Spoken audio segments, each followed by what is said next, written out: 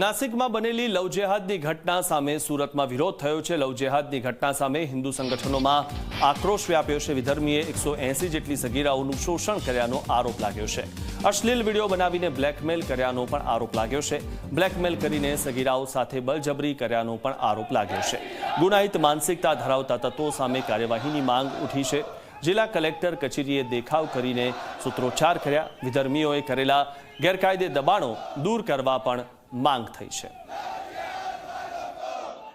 जिस प्रकार के जो पिछले दिनों नासिक में टीसीएस कंपनी में जो घटना हुई, हमारी हिंदू बहन बेटियों को जबरन लव जिहाद जैसी अवैध धर्मांतरण जैसी घटना ध्यान में आई, उनका विश्व हिंदू परिषद बजरंग दल सख्त विरोध करता है और पूरे देश में बजरंग दल ने इस घटना का विरोध किया है। और इसी के संदर्भ में आज सूरत महानगर बजरंग दल द्वारा हम विरोध कर रहे हैं। एक राष्ट्रव्यापी कानून बने अवैध धर्मांतरण के विरोध में और लव जिहाद जैसी घटना पर रोक लगे, ये हमारी मांग है।